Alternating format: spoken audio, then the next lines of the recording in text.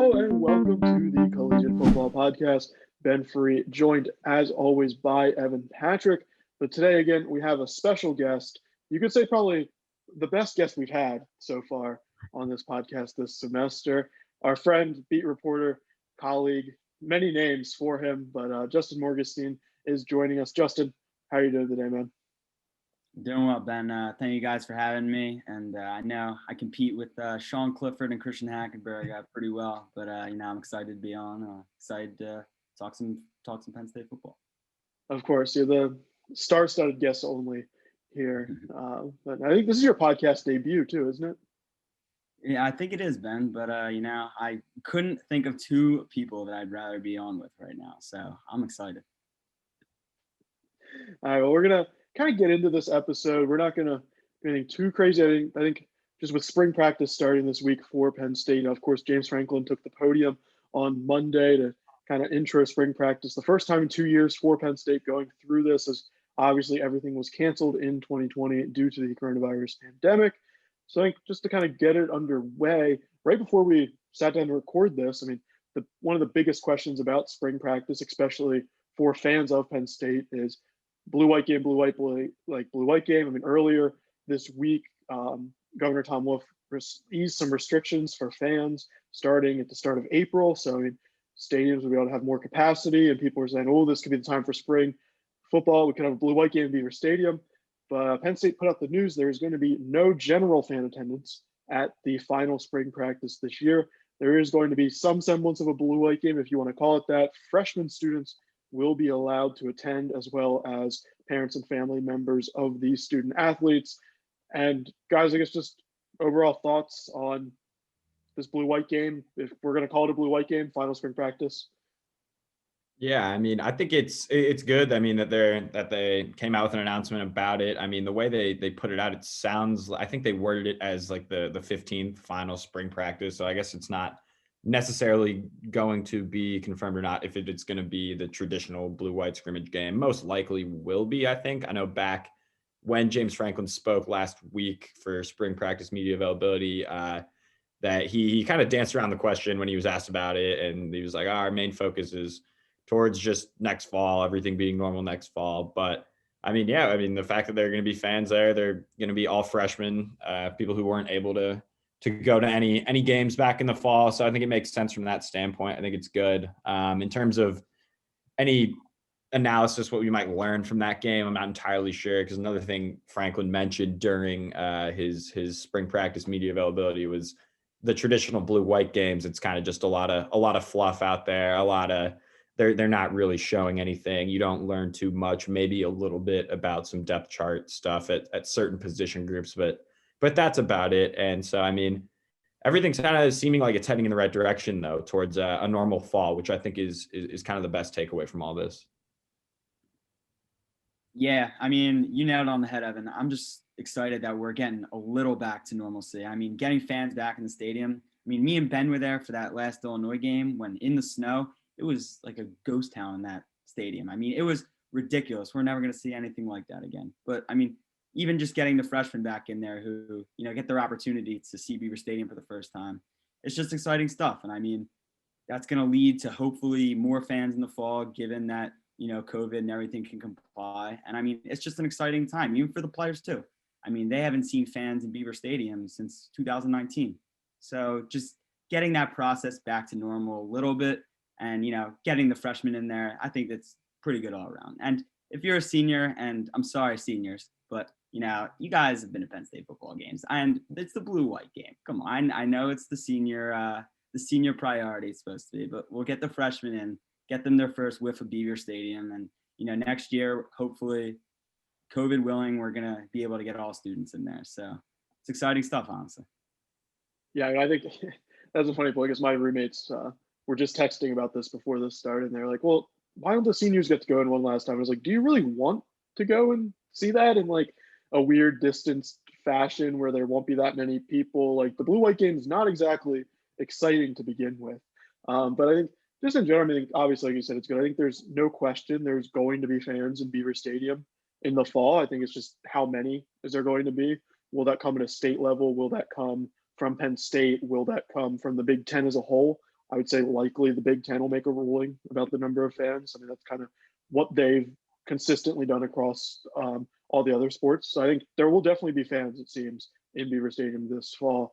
I mean, we've been taught not to use the word definitely in the past year, but because you never know. But I think everything's pointing in that direction with vaccination rates and all of that going up. But I think overall, I mean, I think obviously everyone cares about the blue white game because of it being such a festivity. But I think it's just such a big deal for Penn State having this spring practice in general and having as much of a normal spring practice as general as we've seen. I mean, I think that is so important to them from a development standpoint with new hires coming in. I think that's one of the big things we saw them miss last fall was they missed all this time together, all this practice, putting in a new offense, which they're doing once again. So, I mean, I think this is just such a big opportunity for them. And I think they're doing it a little bit more normally. They're used to all the restrictions. They're used to the protocols. I think this is a great opportunity for Penn State to kind of refocus, get things back on track before kind of heading into that fall.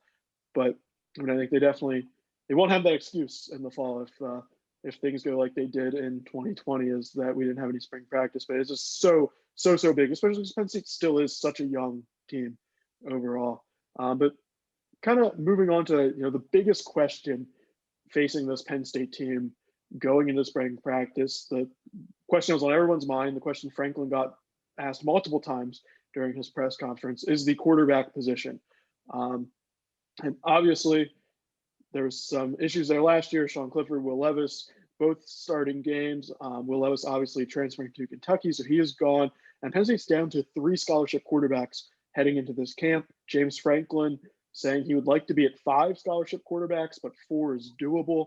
I mean, what do you think the confidence level is right now in these 3 quarterbacks on Penn State's roster? And then we'll kind of get into what they should do next. But I mean, what do you think is the confidence level in these 3 guys right now? Like, would you be confident going into a season with just these 3 guys? For me personally, it can't be that high considering how consistently Franklin has not like deflected the question of or the idea of bringing in a transfer. And because I mean, I get the depth is the biggest issue. I mean, outside of Clifford, who's going to be the guy who's the starter, Taquan Robertson has attempted 2 passes in his entire Penn State career.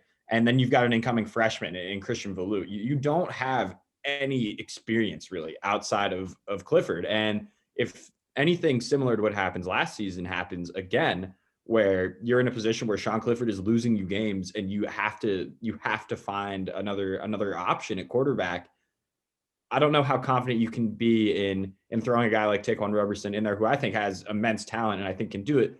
But there's always that learning curve for a first-year starting quarterback. And it's interesting how, every time really since even the end of last season, Franklin has been consistently, he's talked about the potential of bringing in another quarterback and using the transfer portal, being aggressive in the transfer market. And a lot of times you would hear coaches probably say, yeah, we're looking into it, but Sean Clifford is my guy. I full-heartedly trust Sean Clifford. Like, he is our starter. He's who we're going to ride with. And I feel like we haven't really gotten that sentiment from Franklin throughout this time. But also, I think that if anything, if I had to put my money on it, I would say that last year was kind of the outlier year for Clifford. And I think that Sean Clifford is more the quarterback he was in 2019 than he was in 2020. And I think that still you're going into the year with a quarterback that you can, I think you can trust Sean Clifford. The depth for me is the biggest issue for sure. Yeah, Evan, what you were kind of alluding to at the beginning, I mean, if Clifford is not your guy, if Franklin's not instilling that confidence in him, why is Taquan Robertson only throwing 1 or 2 passes last year? And like, why not see what you have once you're 0-5? Now, I mean, Sean Clifford, granted to him, he had a phenomenal second half of the season and honestly probably won him his starting spot still.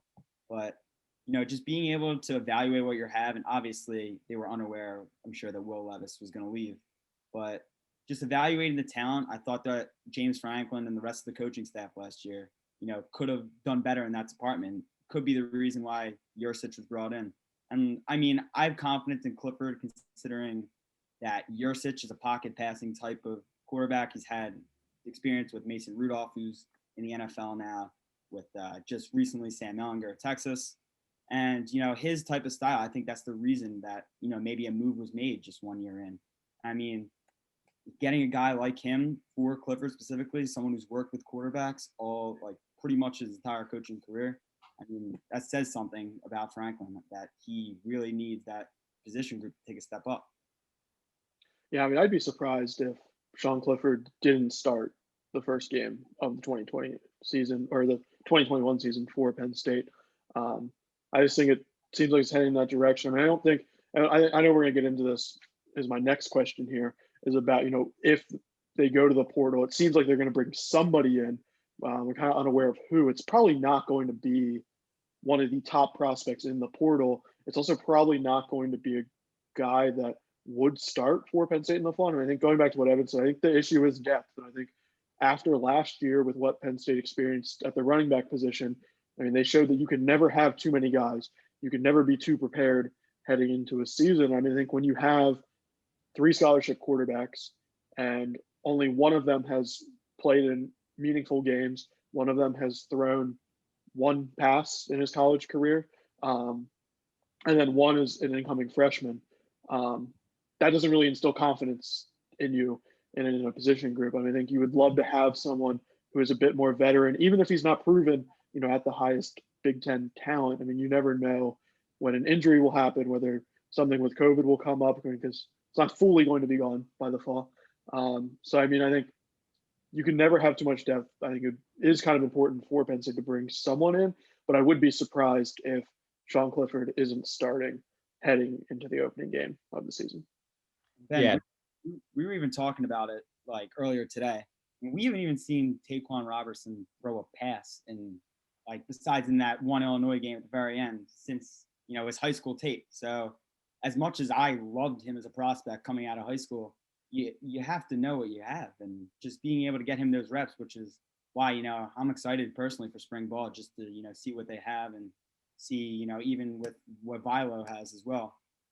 But just we haven't really seen any of them, considering that practice has been closed, of course, and obviously no blue-white game. So I'm excited for that blue-white game, being able to see that as well.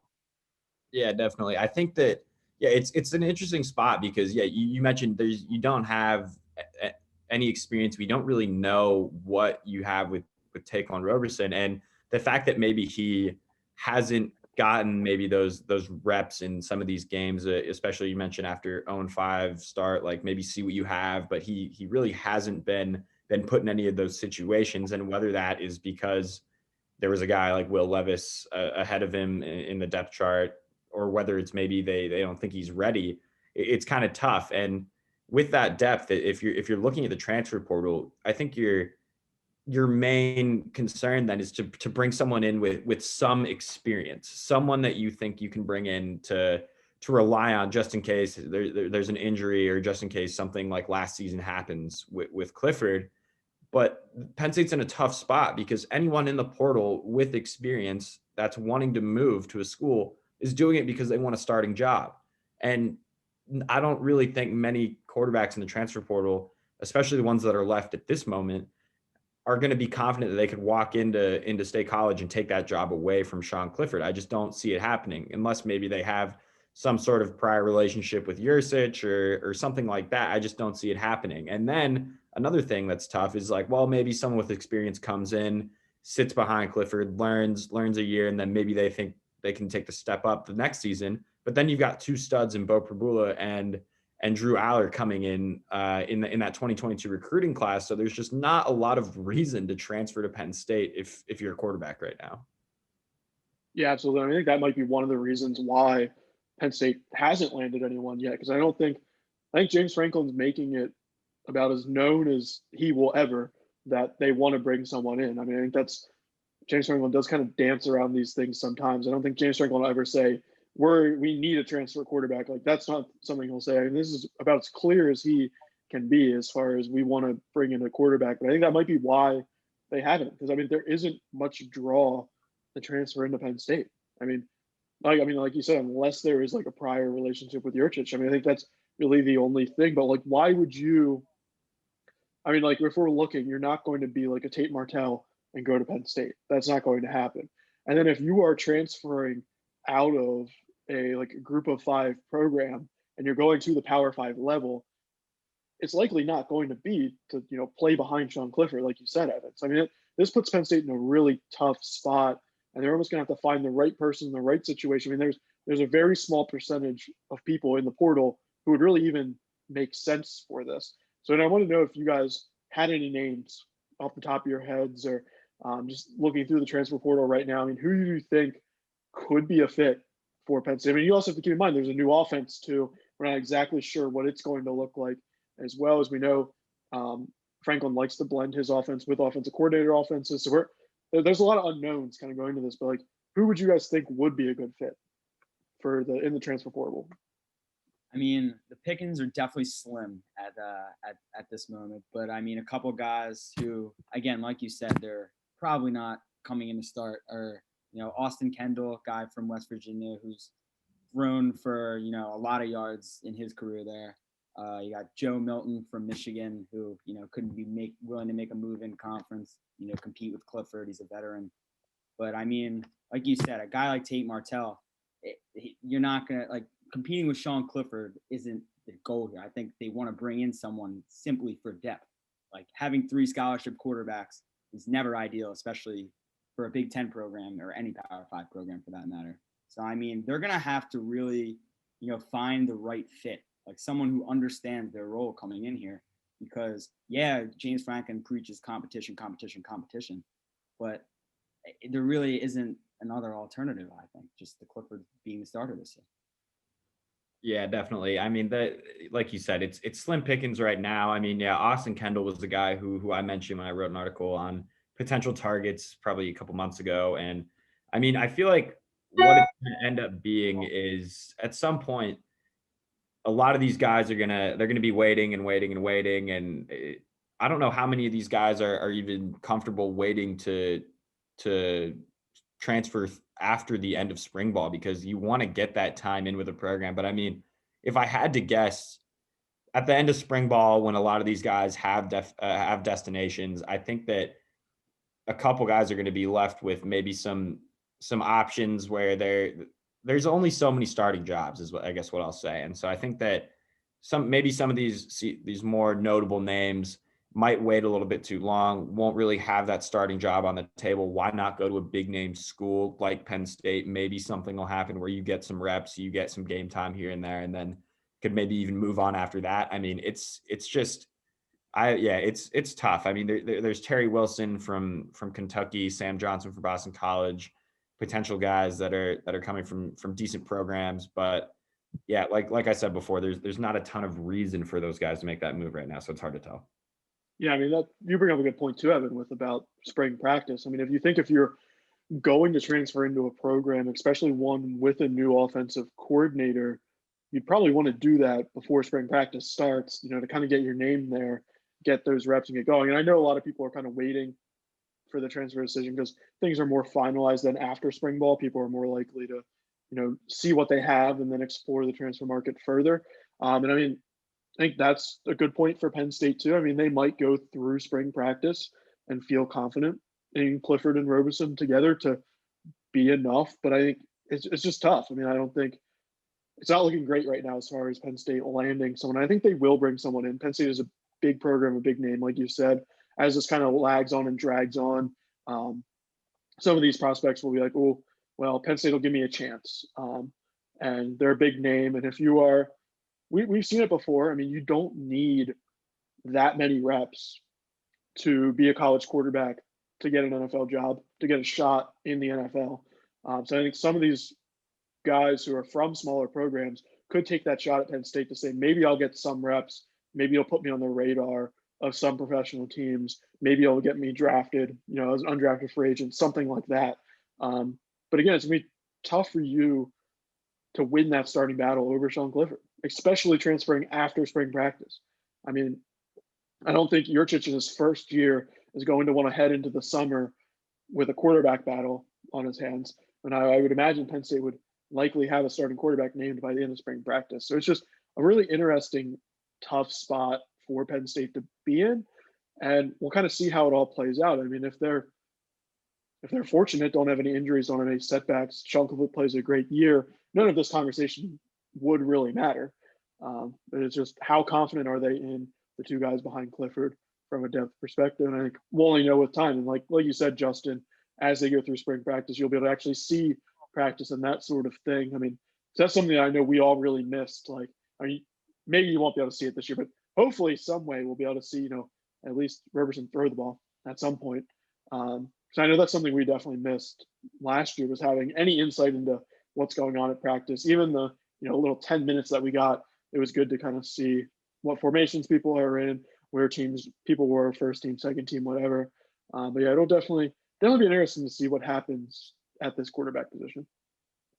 Yeah, for sure. And I mean, jumping into some of the other position groups that I think to really look into for this spring, there's a lot of new names coming into the program. And there's a lot of positions to be filled with guys who have since left. And one area where Penn State was able to bring in a top transfer was the running back position. And I think that John Lovett is going to be a guy who could really make a name for himself actually with this Penn State program as a transfer this season. I mean, the running back room to me is a really interesting spot now, because if they're healthy, like they were not for much of last season, it's kind of a loaded group now, because you've got Noah Cain, who James Franklin spoke on during his media availability for spring practice, said that they hope to have him back the second half of spring ball.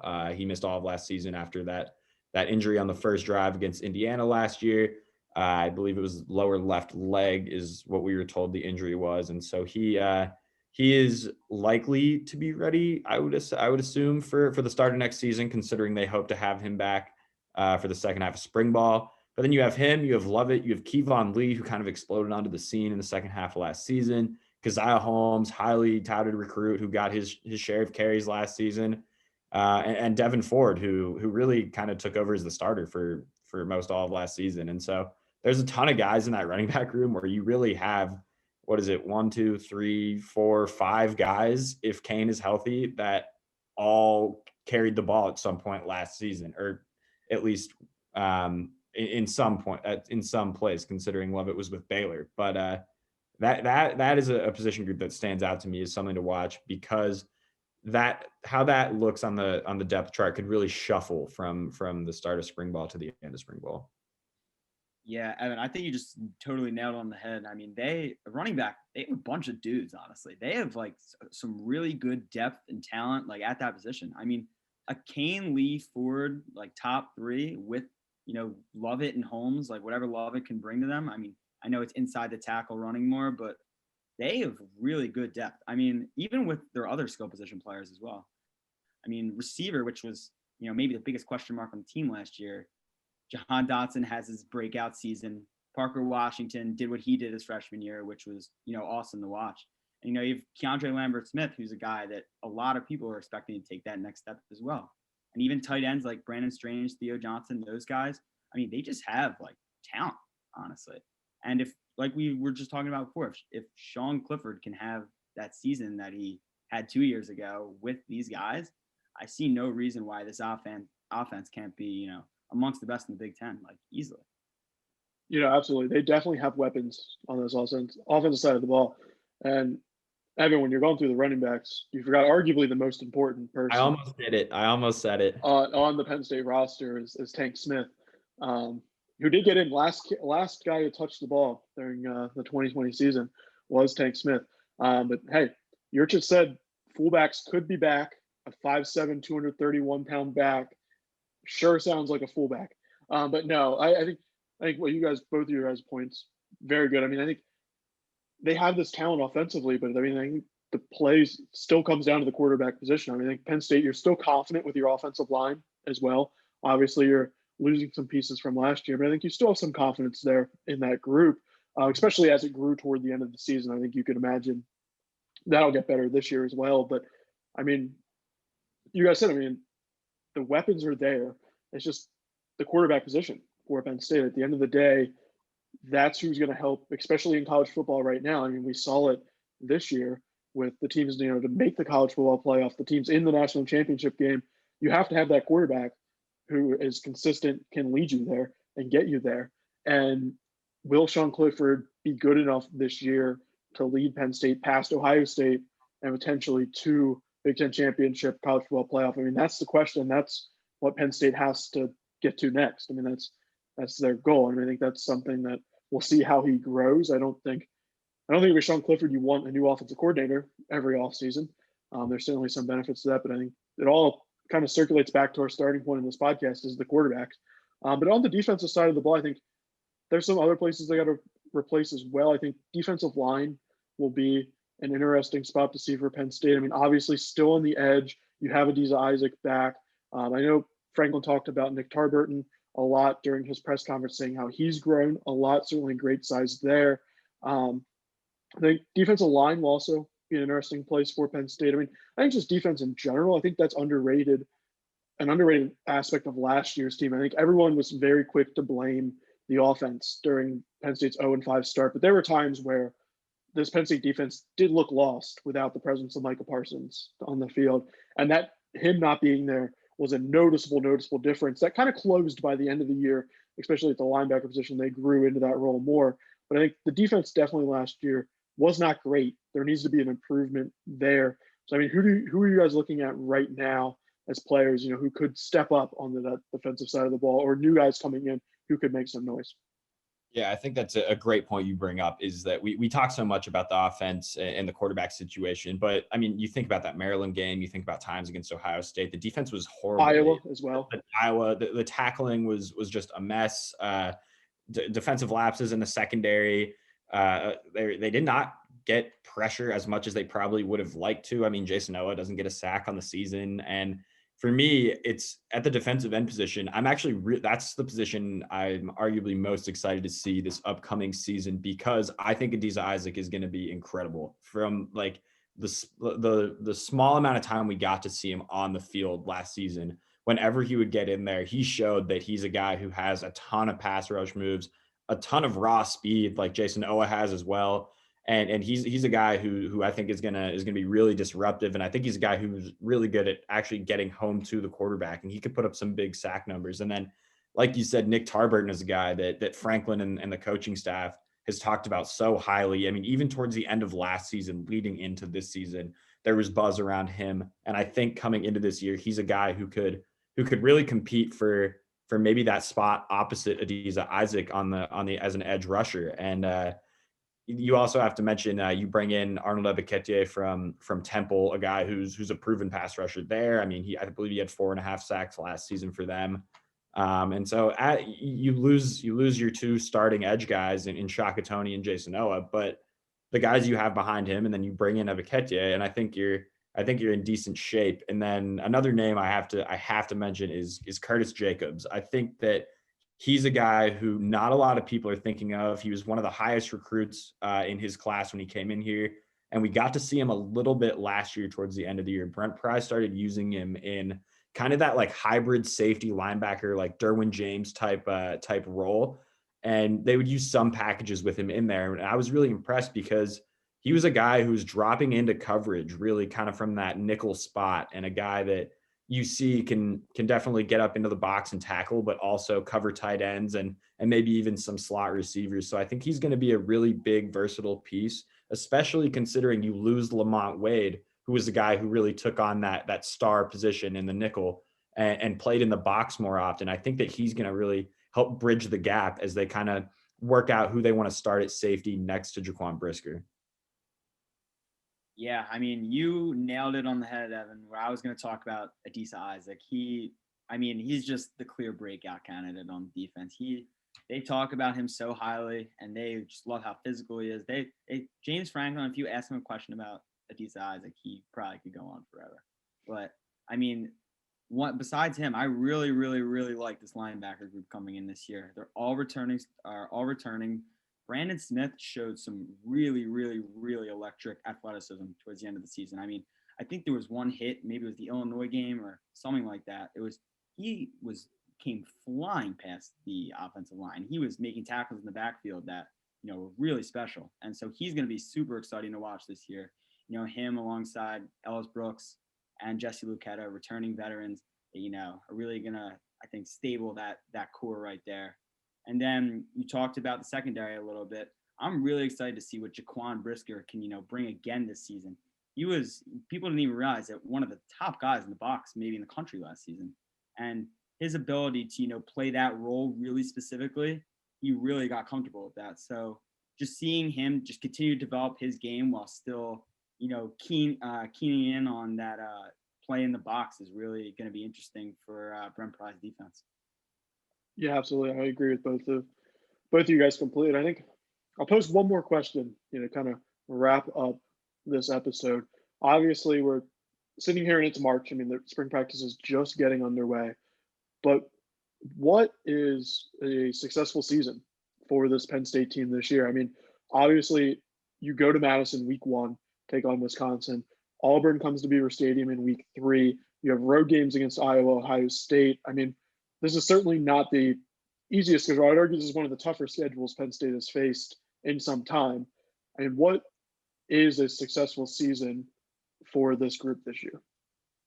That's a tough question. I mean, the bar is low, which is great. Great news for them heading into the season. But the schedule is, it's brutal. I mean, you mentioned Wisconsin week 1, Auburn, and then your first Big Ten game is home against Indiana with Michael Penix coming back. I mean, that's a team that's going to be in the mix for sure. And then you go to Kinnick after that. Like, there's nothing easy about this schedule. I mean, it looks like Penn State's basketball schedule in terms of the strength that we're looking at here. Like, it's going to be tough. And I think it's going to be refreshing for everyone because we're going to get like a full slate of games this next season instead of just the weird shortened season we got. Finishing, you got to want to finish first or second in your division this upcoming season. I mean, I think that the way everything's kind of aligning this year is, the moves that Penn State made, it's likely probably a 1-year kind of thing with Yursich because he's a guy who's been known to be wanting to get into the head coaching mix. And so you bring him in, everyone loves that hire. Everyone's expecting the offense to kind of take that next step and fix everything that was wrong last season. I think that, it's Penn State football. Expectations are always going to be high. If you can get out of those first 3 weeks 2-1, I think that's a success. And then, always Ohio State, Michigan games are going to be the two that fans can probably live with a loss if it's a close game. But if you're Penn State, you got to focus on those are the games that you can focus on as like, maybe those games are ones we can drop, but you can't lose to the Indianas, to the Iowas and to the Marylands of the Big Ten next season. I think if you can kind of handle your business in those games, that'll mark a successful season. Yeah, Evan, similar to what you said, I think for them this year, it's really just all about reestablishing themselves within the Big Ten. I mean, last year, they got embarrassed, like plain and simple. They lost some games that in the past they would not lose. And now, while you can blame a lot of different factors, and there certainly was, a lot going on, but of course the playing field is even. This year, those first few games, non-conference I was going to say, but Wisconsin, the first game as well, just making a statement in those few games, just letting people know that, we're going to be with Ohio State in the Big Ten. We're going to be with Indiana. We're going to be with Michigan. That is going to be so huge. I mean, just getting the fan base around the team too. I mean, last year there was a lot of negativity just within the team. You could tell it took a toll on James Franklin. There's no doubt. And just, getting through that Wisconsin game, that Auburn game, and, it's obviously not going to be easy to, sweep those first 4 games, I think, before the Big Ten East slate starts. But, just getting off to a good start is going to be so crucial because they just cannot afford to be in panic mode like they were last year. Because, frankly, no one worked well under that, and that's just not really going to work again. Yeah, I forgot to mention, too, when outlining the schedule is Ball State in week 2. They are the defending MAC champions. They lost one game last year. They took it to San Jose State in their bowl game. I'm not exactly sure. I'm not the expert on Ball State football, but I'm not sure who they're losing from that team, who's coming back, whatever. But by no means is that going to be a pushover game in week 2. It doesn't seem like. I would be surprised if Penn State loses to a MAC team, but Ball State is one of the better MAC teams. And last year, they're coming into as defending MAC champions. They're going to want to have something to prove against Penn State in that game. So I think those first 3 weeks, you have at Wisconsin, you have versus Ball State, who is the defending MAC champion, then you take on Auburn as well. That's about as tough of as a 3-week period as you're going to see in college football to start off a year in this time. Then they have Villanova. Don't forget Villanova, a little in-state rivalry. Brian, come on. I'm going to forget Villanova, but I think anyone on the roster could go play that game, and Penn State would be fine. You'll see this will come back. They'll lose to Villanova now, but no, I think it's just that's such a tough stretch. You could be looking at a Penn State team that is 1-2 with a close win over Ball State. Like that's something we could be looking at in the fall as this Penn State team. And it's like, how do they respond then going to Big Ten play? Because you guys nailed it. I think a success for them this year. It's kind of interesting to see where Penn State's at a program. Going into last year, it was college football playoff. That's a successful year, and Penn State finished the season 5-5 after an 0-5 start. So that was about the farthest thing they could be from the college football playoff. But it's getting back to, like you said, Evan, getting back to that second spot at least in the Big Ten East. It's if you lose to Ohio State, you're behind Ohio State. That's fine, and I think that's acceptable after last season. But I think Penn State, they have to get back to contending against Ohio State. They showed last year that there is still a reasonable gap there, and if there's another year where Penn State loses to Indiana, plays like a close game against Maryland, we're going to start to see that in recruiting and everything moving forward. Penn State can deal with 1 year of starting 0-5 being bad, blame it on COVID, blame it on whatever. But back-to-back years of that is going to erase a lot of progress James Franklin has made in building this program since he arrived. It's kind of sad to think like that just like 1 or 2 years can really do that, but it could. It could derail Penn State a lot from a recruiting perspective. And it's not like State College is the easiest place to get recruits to come into. There's certainly a lot easier places to get kids to come to, especially the top talent in the country. So, I think State College being in the middle of nowhere, combined with Penn State having a couple down seasons, the top kids in the country aren't going to be coming to Penn State if that happens. So, I think this year's a very, very crucial year. They just need to prove that they are one of the top teams in the Big Ten. They need to kind of take that stance again, get back there. And I guess, like you said, Evan, I think you could handle a loss to Auburn. You could handle possibly a Wisconsin loss to start off the season. It's week 1. You'll obviously handle an Ohio State loss, but I don't think you can't lose to some of the programs that aren't as proven in the Big Ten, or some of the programs that seem to be on the rise, like in Indiana. You have to win those games. That Penn State has to come through in those games. They have to win those. And it's just going to be silly for me to say, but games like Ball State, where you are taking on a decent group of 5 team, you have to win those games. Like just things like that. They just need to take that step again to a point where they are one of the best teams in the Big Ten, and then they'll kind of go from there. I think the road to beating Ohio State and being better than Ohio State is a very, very long one that is not going to be – that gap's not going to be closed anytime soon, it doesn't seem like. It doesn't feel like, at least in my opinion. Yeah, no, I couldn't agree more. I think you covered most everything there. It's a year where establishing yourself as one of those teams in the Big Ten as one of the best teams is so crucial, especially because of the 2022 recruiting class. You've seen how quickly some of these recruiting classes can fall apart with a bad season. The kids can decommit and change their mind at any moment. And so the 2022 class right now looks very, very good. And it's like exactly what Penn State fans are expecting out of James Franklin, a proven recruiter who can get kids to want to play for him.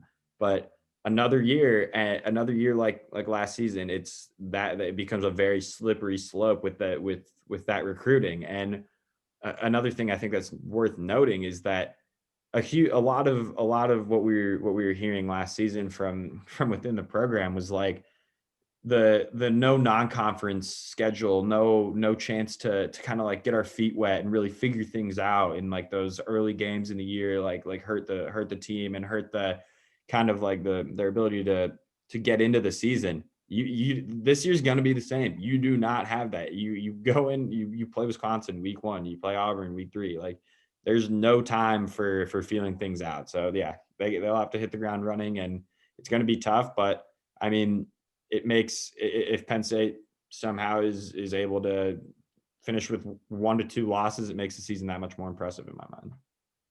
Yeah, you guys really kind of covered everything. But the one thing I also, just to kind of wrap everything back full circle, I think they're going to be so fired up to play in front of some fans too. And like having that home advantage or not having it last year, that's a little underrated. I mean, called Michigan to use a timeout before they snapped the ball once. Like, I mean, that's just crazy. I mean, having like even part of that next year for an Auburn game, which is going to be, a very big game for them, depending on what happens in Wisconsin. I mean, that's huge. Having just that, that energy back and having that home field advantage is something kids come to Penn State for. So just being able to see that, experience that again for them as well as the fans is just really, I think, a big help for, every home game they play. No, absolutely. And I think you've seen it before with teams that the way they end a year that can kind of bleed into the start of next year. This is a very motivated Penn State team. Those last couple of weeks, they figured it out. They figured out how to do it, how to play under whatever conditions they were under. So I would be surprised if you see a product that was like it was the first 5 weeks of this 2020 season. But that's going to do it for this episode of the Collegian Podcast. Justin, appreciate you having on. I'm sure we'll have you back on again sometime this spring to discuss the latest Penn State spring ball stuff and whatever's going on there. But yeah, that's going to do it for this episode of the Collegian Football Podcast. Make sure to stay tuned to the Collegian for all of your Penn State football coverage at collegian.psu.edu. Follow us on Twitter at PSU Football, and make sure to subscribe to the Daily Collegian on YouTube. Thanks for listening.